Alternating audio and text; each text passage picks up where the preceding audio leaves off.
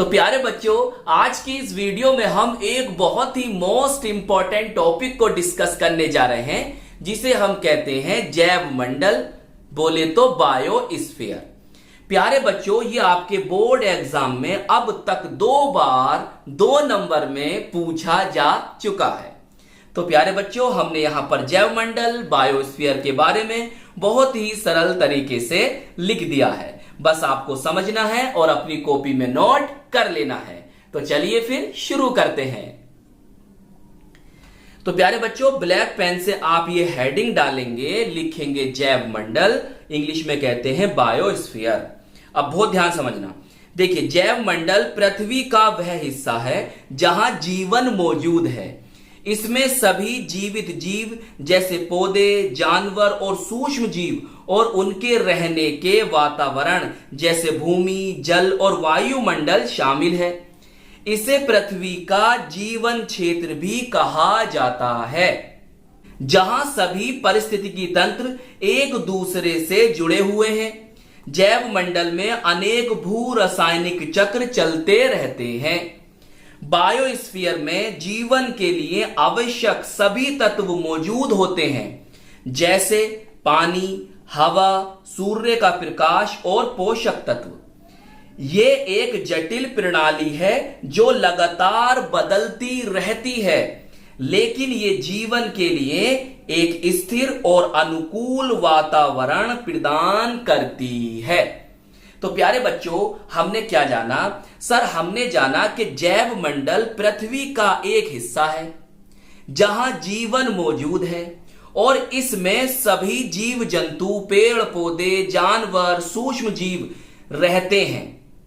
और प्यारे बच्चों, इनके रहने के लिए जो चीजें चाहिए, जैसे भूमि है, जल है, वायुमंडल है, सूर्य का प्रकाश है, हवा है, पोषक तत्व है, वो सभी मौजूद हैं। और इसीलिए हम प्यारे बच्चों जैव मंडल को जीवन क्षेत्र भी कहते हैं। और हमने ये भी जाना कि जैव मंडल के अंदर अनेक भू रासायनिक चक्र चलते रहते हैं। और हमने ये भी जाना कि जैव मंडल में सभी पारिस्थितिकी तंत्र एक साथ जुड़े हुए हैं। और हमने ये भी जाना कि जैव मंडल जो है प्यारे बच्चों लगातार बदलता रहता है, लेकिन जीवन के लिए स्थिर और अनुकूल वातावरण प्रदान करता है। लगातार बदलता तो रहता है, लेकिन जीवन के लिए स्थिर और अनुकूल वातावरण प्रदान करता है। इसीलिए जैव मंडल एक जटिल प्रणाली है। तो समझ में आया कि जैव मंडल क्या था? चलिए आगे चलते हैं। तो प्यारे बच्चों, आगे आप लिखेंगे, हेडिंग डालेंगे जैव मंडल के प्रमुख भाग। अगर हम इस डायग्राम में देखें तो जैव मंडल के जो प्रमुख भाग हैं, वायुमंडल है, जल मंडल है, स्थल मंडल है। सही। अब देखो यहां पर ये वाला डायग्राम तो आपसे नहीं बन नहीं पाएगा तो आप ये वाला डायग्राम बना लेना। सही है। देखो, बायोस्फीयर जो है वो स्थल मंडल, बोले तो लिथोस्फीयर, वायुमंडल एटमॉस्फेयर और जल मंडल हाइड्रोस्फीयर। ये तीनों जो मंडल है प्यारे बच्चों आपस में अंतः संबंधित होते हैं, इंटर कनेक्टेड होते हैं, इंटर रिलेटेड होते हैं, एक साथ आपस में जुड़े हुए रहते हैं। तो प्यारे बच्चों, अगर हम बात करें स्थल मंडल की, लिथोस्फीयर की, तो लिथोस्फीयर में देखो आप क्या देख रहे हैं, ये किसान है, अपना खेत जोत रहा है, ट्रैक्टर चला रहा है। ये देखो यातायात के लिए क्या है, वाहन जा रहा है, बस जा रही है। और यहां पर देखो घर बने हुए हैं, इसमें पहाड़ हैं।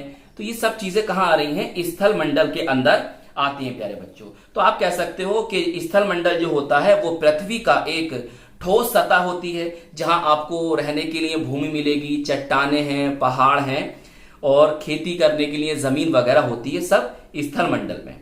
सही प्यारे बच्चों। और अगर हम बात कर रहे हैं किसकी, वायुमंडल की, तो वायुमंडल देखो आप यहां पर है। तो वायुमंडल में प्यारे बच्चों क्या क्या होगा? वायुमंडल में तमाम गैसें होंगी, ऑक्सीजन भी होगी, नाइट्रोजन भी होगी, कार्बन डाइऑक्साइड भी होगी और अन्य गैसें भी मौजूद होंगी।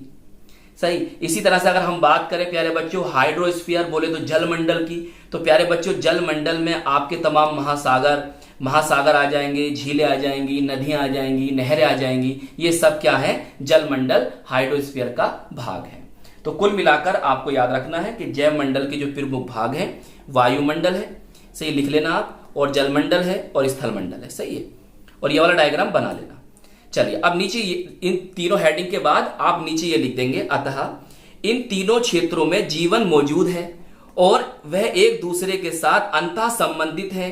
जैव मंडल बायोस्फीयर का अध्ययन करना महत्वपूर्ण है ताकि हम जीवन के लिए पृथ्वी के वातावरण को बेहतर ढंग से समझ सकें और इसे संरक्षित कर सकें।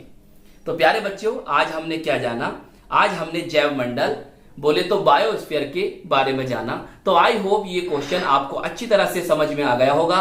और ये वीडियो आपको कैसे लगी हमें कमेंट्स में जरूर बताइएगा, और हम मिलेंगे आपको इसकी नेक्स्ट वीडियो में। जय हिंद, जय भारत।